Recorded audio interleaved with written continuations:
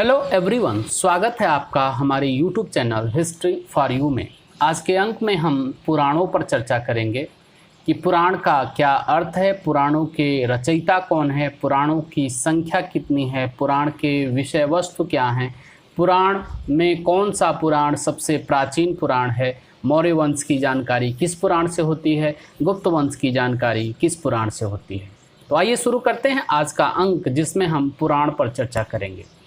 पुराण का शाब्दिक अर्थ है प्राचीन, और इन पुराणों के रचयिता लोमहर्ष या उनके पुत्र उग्रश्रवा को माना जाता है। कहीं कहीं वेद व्यास को भी पुराणों का कर्ता माना जाता है, पुराणों का रचनाकार माना जाता है। पुराण वह पुस्तकें हैं जिन पुस्तकों में प्राचीन भारत के राजाओं की वंशावलियाँ मिलती हैं, और पुराणों की संख्या 18 है, यानी कुल 18 पुराण हैं। जो 18 पुराण बताए गए हैं प्रमुख रूप से, उनमें पहला है मत्स्य पुराण, दूसरा है मार्कंडेय पुराण, तीसरा है भविष्य पुराण, चौथा है भागवत पुराण, पांचवा ब्रह्मांड पुराण, छठा ब्रह्मा वैवर्त पुराण, सातवां ब्रह्मा पुराण, आठवां वामन पुराण, नौवां वराह पुराण, 10वां विष्णु पुराण, 11वां वायु पुराण, 12वां अग्नि पुराण, 13वां नारद पुराण, 14वां पद्म पुराण, 15वां लिंग पुराण, 16वां गरुड़ पुराण, 17वां कूर्म पुराण और 18वां स्कंद पुराण। ये जो 18 पुराण हैं, इन 18 पुराणों के संबंध में एक संस्कृत का श्लोक है कि अष्टादश पुराणेषु व्यवसेन वचनम एकम परोपकाराय पुण्याय पापाय परपीडनम। यानी इस संस्कृत के श्लोक में भी पुराणों की संख्या 18 बताई गई है, और एक वाक्य में पुराणों का सारांश, पुराणों का संदर्भ यह बताया गया है कि परोपकार यानी दूसरे का कल्याण करना सबसे बड़ा पुण्य है। परोपकार करने से बड़ा दुनिया में कोई बड़ा पुण्य नहीं है, और दूसरे को पीड़ा पहुंचाना, दूसरे को दुख देना, इससे बड़ा कोई पाप नहीं है। ये 18 पुराणों के संबंध में संस्कृत का श्लोक में यह बात कही गई है। ये जो 18 पुराण हैं, उन पुराणों में जो विषय वस्तु कहे गए हैं, जो घटनाक्रम बताए गए हैं, उसके बारे में भी हम जानेंगे। सबसे पहले यह जानेंगे कि इतिहास पुराण को पंचम वेद कहा गया है, और यह पंचम वेद छांदोग्य उपनिषद में कहा गया है, जब नारद मुनि सनत कुमार को ब्रह्म विद्या सिखाने के अवसर पर यह बताते हैं कि इतिहास पुराण पंचम वेद है। यह जो पुराण है, वह पुराण प्राचीन वंशावलियाँ, प्राचीन राजाओं के वंशावलियों का उल्लेख किया गया है, जिसमें जो इतिहास के साहित्यिक स्रोत के रूप में एक महत्वपूर्ण स्रोत हैं, एक इतिहास के स्रोत के संदर्भ के रूप में प्रयोग किए जाते हैं।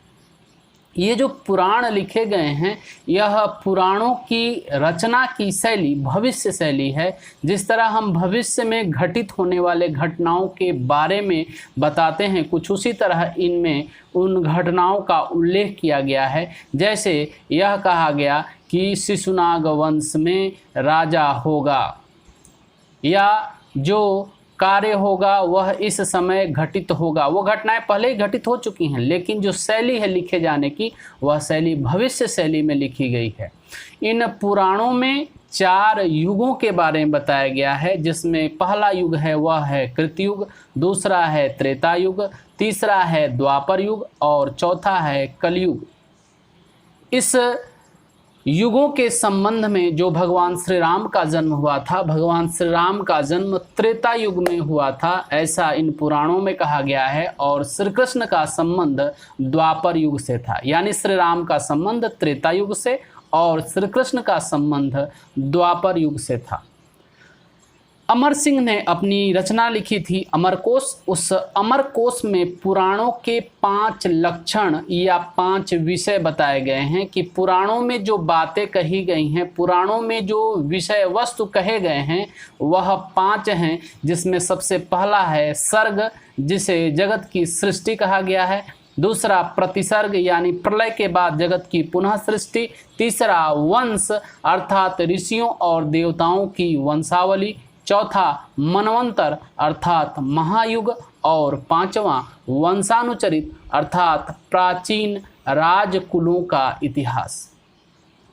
इस अमरकोश में जो यह विषय वस्तु या लक्षण बताए गए हैं वह इस प्रकार कहे गए हैं। सर्गश्च प्रतिसर्गश्च वंशो मनवंतराणि च वंशानुचरितश्चैनं पुराणं पंचलक्षणम्। यानी सर्ग, प्रतिसर्ग, वंश, मनवंतर, वंशानुचरित यह पुराणों के 5 लक्षण हैं। और इतिहास के विद्यार्थी के लिए, इतिहास के प्रेमी के लिए यह वंशानुचरित, जिसमें प्राचीन राजकुलों का इतिहास लिखा गया है, यह विशेष महत्व का है। इतिहास के विषय वस्तु के आधार पर वंशानुचरित अत्यंत महत्वपूर्ण है और इसमें सूर्यवंशी और चंद्रवंशी राजाओं की वंशावलियां दी गई हैं। राजाओं की वंशावलियां केवल 5 पुराणों में दी गई हैं। वायु पुराण, विष्णु पुराण, मत्स्य पुराण, ब्रह्मांड पुराण और भागवत पुराण।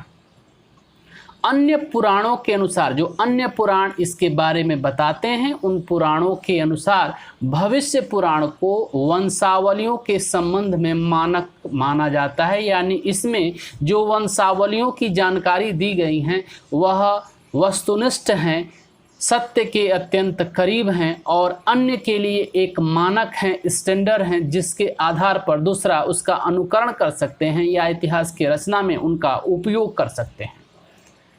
अब चर्चा करते हैं इन पुराणों की कौन सा पुराण सबसे अधिक प्राचीन है और किस पुराण से किस वंश की जानकारी होती है।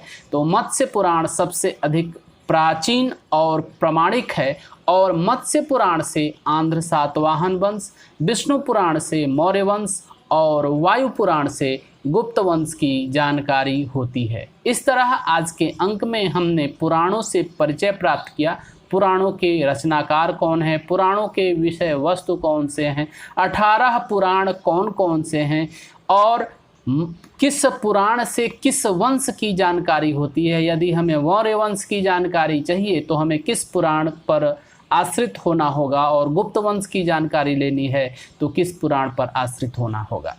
तो आज के अंक के लिए इतना ही। मिलते हैं एक नए विषय वस्तु के साथ। तब तक के लिए बहुत बहुत धन्यवाद।